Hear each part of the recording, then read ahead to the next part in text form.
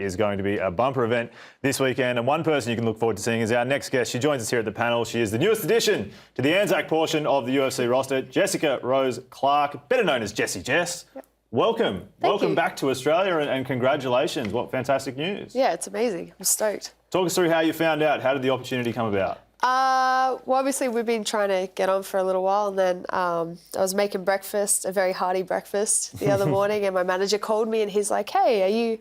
Actually, he texted me and he's like, hey, are you friends with Beck? And I'm like, I thought so. Why?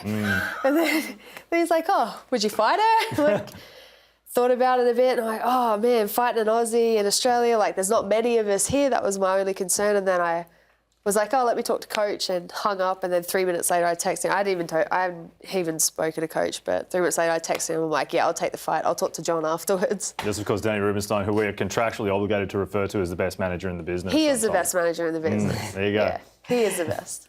Well, we all know that you've got to jump on opportunities when they present themselves in this game. Was there any thoughts that this might have been too short a notice? No. I love short notice fights. Like, the thing is, since I moved out to Vegas, like, I train constantly. Like, I never take any time off. Like, we spar 3 times a week. I grapple every night. Like, I hit pads whether I'm in camp or not. So short notice fights are never a problem. Like, I just need to run a little bit more and cut weight. That's about it, yeah. Well, now, previously you've fought at bantamweight. This fight is at flyweight. Yeah. When you see most fighters moving up a weight and division, you're moving down. Are there any concerns with the weight cut? No. Honestly, like, I really like walking around as light as I am right now, you know? I feel like I look good in my clothes for a change.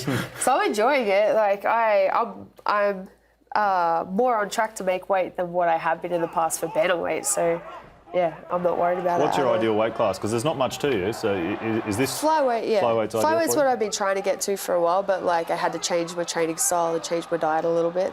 And, yeah, so it's good. I was already, like, on my way down anyway because I was supposed to fight later in the year at flyweight. So, like, the short notice fight wasn't a problem because I was cutting. Like, I'd already been cutting for 3 weeks or so. Well, that leads to my next question, because your last fight was in October, but so you were preparing for another fight when this opportunity came around. Yeah, so really, like I literally just signed a contract and announced it 2 days before, and then Danny was like, hey, you want to fight in Sydney? I'm like, yeah. So you've been based out of Syndicate MMA in Las Vegas now for a little while. It's a team that's growing and has some quality competitors and coaches. How has your game changed since that relocation to Las Vegas?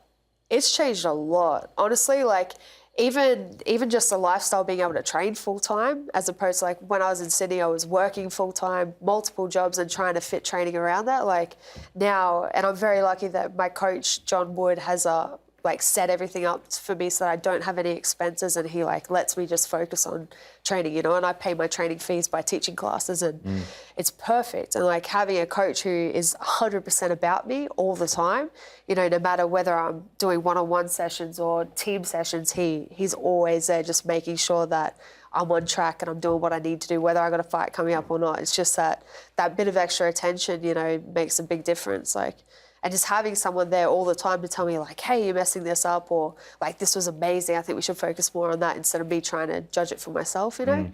That's it. I think the thing some people don't realise about Australian mixed martial arts, it's only growing, and the opportunity for fighters like yourself, and I'm sure, boys, you had it as well, to compete and train full-time as your profession is obviously such a benefit, and you're feeling it in the effects in the training room and in the cage. Yeah, 100%. Like, just being able to train constantly, you know, like, I'm able to be smarter when it comes to training because I don't have to try and pack it all into a certain time frame. Like, now I have multiple sessions in the morning, and then I rest, and then I train again at night, and it just, the setup's way better.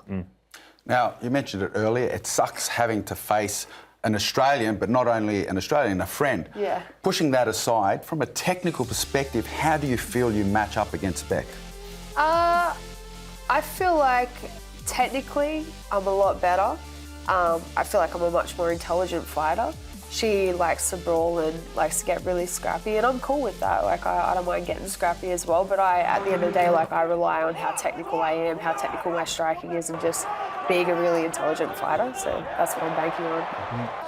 And how important is it to go out there and make a statement this weekend, given that the fight is short notice and there is never really any guarantees in this sport? You're you're looking to fight intelligently and get the win any way you can, or do you want to try and make a statement? I feel like I'm entertaining as it is, Yep. you know. So like I'm going to fight the same way that I always fight, and that's just put on the best show, make sure that I'm doing everything right. Obviously, do everything I can to win. But honestly, like, there's literally no downside to this fight or this opportunity for me at all. Kind of, no matter what happens, like there's nothing bad that could possibly happen, you know. It's good. Now, as you said, Beck is a bit of a brawler. Where do you want to look to take the fight? Are you more interested in keeping it standing, or maybe take it to the ground and test out the grappling skills?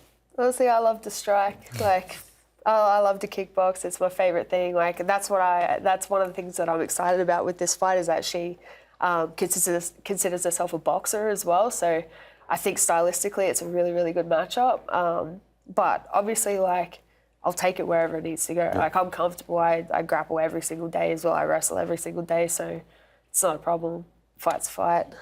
You'd be the 5th, I think it'd be, female competitor from Australia now fighting in the UFC. 4 of you are on display this weekend. What does it mean to you to be part of this new breed of women's mixed martial arts from the country? Because it's going from strength to strength, and you're now a big part of that. Yeah, honestly, it's amazing. Like, this is what I had hoped for years. Even when I was competing on the local circuit, you know, up in Queensland, we didn't have many female competitors, and I honestly didn't see many of us making it to the big show or you know, making it even internationally, because the few that had gone international didn't really stack up that well. But I feel like as the MMA training is progressing in Australia, it's giving us a lot higher skill set and a lot more opportunity. So it's so exciting that even though we're all fighting each other, which sucks, like I was fighting Aussie girls when I was in Australia, you know, like we've all fought Aussie girls. So it's just cool that we're all going to get to be up there. I got beat up by Aussie girls.